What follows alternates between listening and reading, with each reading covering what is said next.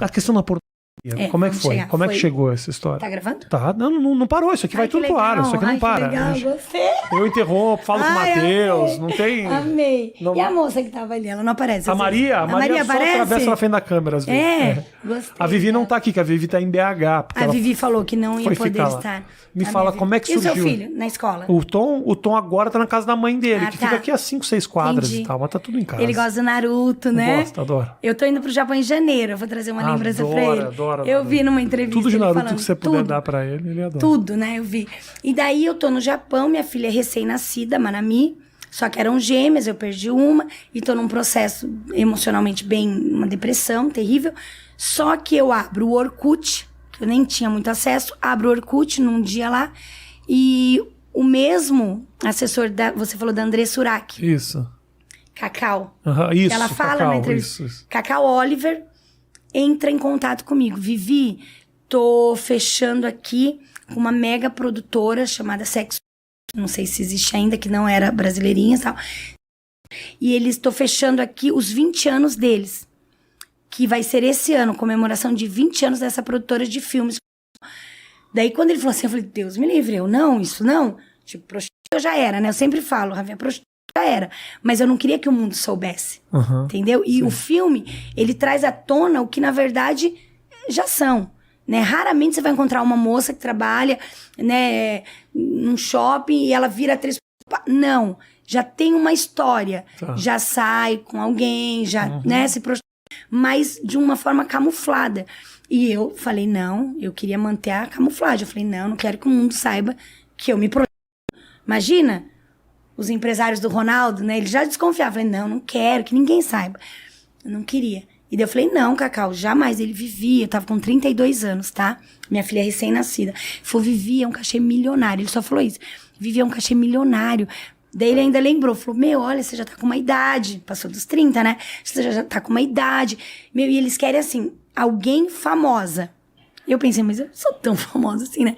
Daí eu falei, mas por que eu? Ele falou, porque ex do Ronaldo. Então não era a Vivi Ronaldinha famosinha, mas a ex do Fenômeno.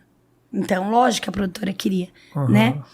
E daí começou a negociação. Eu falei, não. Daí conversei muito com a minha mãe, que na época a frase da minha mãe foi a mesma do Cacau. Minha mãe falou, você tá aqui no Japão, entendeu? Eu já não trabalhava mais à noite, mas ela falou, você tá aqui, o que você pensa pro futuro? Brasil. Eu sonhava em voltar, viver no Brasil. Brasil, o que você vai fazer no Brasil? Então, assim, é uma forma de você ganhar um dinheiro rápido. Daí, ainda eu lembro que não só minha mãe, outras pessoas disseram, a Gretchen fez, o Alexandre Frota, olha, ele era ator daquela emissora famosa, e ele fez, e todo mundo trazendo, a Pamela Anderson fez, Estados Unidos, isso é bem visto, não é como no Brasil. E no Brasil, fulana fez e tal. Eu falei, quer saber, eu vou fazer. Daí comecei a negociar. Tiro uma cláusula, põe outra, sem preservativo não faço, e assim. Então você meio que teve apoio da sua mãe pra fazer não, isso? Total. Inclusive, minha mãe tem uma pousada em Peruíbe, que é a única coisa que sobrou dos filmes, foi a pousada que a minha mãe tem, a casa da minha mãe hoje. Desculpa fazer, a gente vai ainda entrar. Pode. Eu quero te fazer uma pergunta muito clara. Você não sente que em algum momento, não só tua mãe foi conivente, como ela aproveitou um pouco desses teus ganhos, Vivi? Olha, eu nunca falei isso em nenhum programa, Rafinha, mas hoje, assim, até pedi pra Deus mesmo. Falei, Deus, eu não sei o que eu vou falar lá, além de contar um pouco da minha história. A sua esposa falou, não tem pauta, né, uma pauta. É a sua história, fica tranquila. Só que, assim, e eu falo muito isso nos congressos, hoje eu ministro para muitas jovens. Hoje mesmo, saindo daqui, eu tô indo pra Santos, vou ministrar dentro de uma favela, no México 70, na Igreja Peniel. Então, eu falo pras mães, eu falo pras adolescentes, não entra nesse caminho, não vai, não faça, né? E eu conto detalhes, que aqui eu nem tô contando pra você, mas detalhes, sabe? Detalhes que a gente pode abrir, assim, né? Quando tá num congresso de mulheres. Só que eu falo, você mãe, você não quer um filho bandido. Se meu filho descobrir que tá roubando, mas ele traz um fogão pra dentro da tua casa, você cozinha no fogão. Ele, filho, eu não criei filho pra ser ladrão, mas ele compra um guarda-roupa, e você usa esse guarda-roupa. E o carro, então? Então, o que eu vejo hoje... A minha mãe faz 8 anos que ela não fala comigo, tá? É a primeira vez que eu tô falando isso. Eu amo a minha mãe. Só que faz 8 anos que a minha mãe não fala comigo. Eu deixo meus filhos, quando a gente vai visitá-la na porta da pousada da casa que eu construí com o dinheiro do filme. Inclusive, eu tenho provas, né? Eu tenho o depósito que eu fiz na conta, né? De quem eu fiz para construir a pousada para minha mãe. Só que depois da minha conversão, ela parou de falar comigo. Aconteceram Escolha várias dela. coisas. Escolha dela. Eu amo a minha mãe. Escolha dela. E um dos motivos foi porque uma vez eu fui no Super Pop e o programa era ao vivo. Não deu nem pra falar, olha, não põe isso. Foi ao vivo. Depois da minha conversão, que eu vou contar agora rapidamente como foi a minha conversão. Mas falando dos filmes, eu fui no Super Pop pra falar da minha conversão. E a Luciana, obviamente, perguntou como que tinha sido os filmes, se eu tinha ganhado. E eu falei. E eu falei assim, olha, a única coisa que sobrou é o que eu dei pra minha mãe. Que o resto, depois da minha conversão, eu desfiz de tudo. Eu me converti com um carro importado, mas eu sentia, Deus não se agrada disso. Peraí, eu tô andando num carro fazendo obra missionária, mas um carro que eu ganhei através daquela cena do pornô que eu fiz, meu, tá fora. Não, eu não aceito. É igual um cara hoje, o Fernandinho Beiramar, não sei se tá vivo, mas se converte, tem mansões, ele vai ser um pastor morando na casa que ele ganhou fruto do tráfico, matando várias famílias. Não, eu falei, isso eu não quero pra minha vida. Então eu me desfiz de tudo, joias, tudo. Fiquei zerada. Tanto que o pastor Rony me conheceu, eu não tinha um carro pra andar, né, pastor? Isso eu tô falando de 2014, tá? Não faz muito tempo, eu não tinha assim nada. Meus filhos estudaram em escola pública. Até então, filho da Ronaldinha, lógico que é escola particular, porque o Brasil tem isso também, né? No Japão, graças a Deus, não, mas no Brasil tem. As pessoas olham muito pra isso, o Estado. E, de repente, eu me converto, o Cacau me chama pra fazer os filmes, eu venho, com o apoio da minha mãe veio. E a prova disso é que a minha mãe tava na festa de lançamento. Minha mãe, o meu irmão mais velho, ele sempre teve muita dificuldade, né? Assim, ele sofreu muito, né? Não que não tenha usufruído, mas ele sofreu muito com tudo isso. E o mais novo não sofreu nada. E a minha mãe, eles estiveram comigo na festa de lançamento. Então, eu faço os filmes em 2008. Minha filha recém-nascida. Foi a pior coisa que eu fiz em toda a minha vida e a melhor. Foi a pior, os filmes. Por quê? Pior porque, assim, gravar uma cena, né, num set de gravação. Eu gravei, a primeira cena que eu fiz com um ator que ele é gay. E, posteriormente, eu gravei com o marido dele, né, os dois trabalham.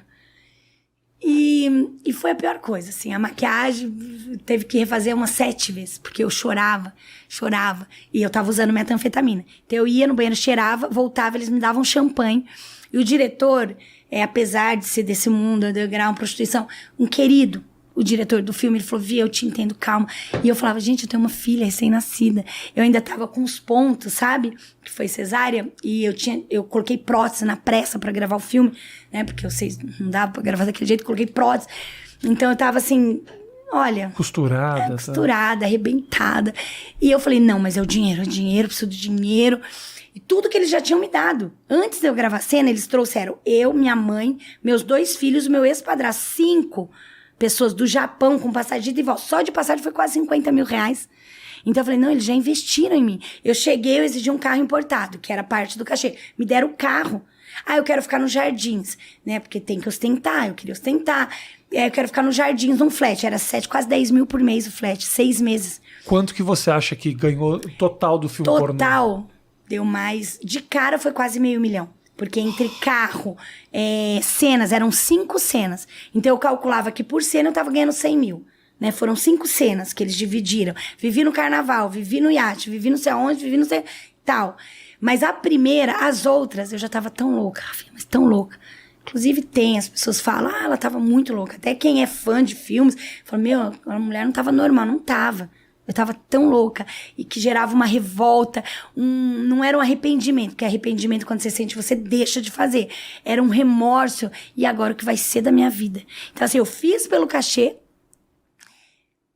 Vivi momentos maravilhosos antes da cena. Porque era uma falsa impressão. Nossa, eu tô rica. Tipo assim, olha, eu tenho tudo. Mas eu esquecia que em algum momento eu ia ter que gravar a cena.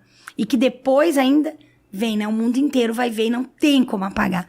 Né? Tá aí. Tantas pessoas hoje que são milionárias poderiam pagar e não pagam.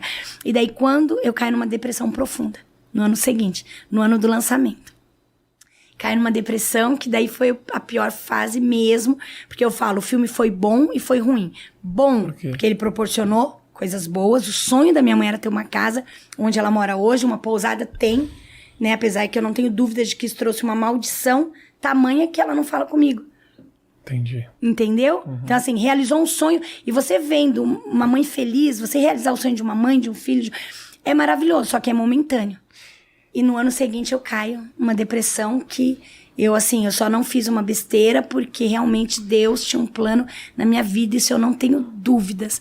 Porque a Leila Lopes fez junto comigo e tirou a própria vida, não aguentou.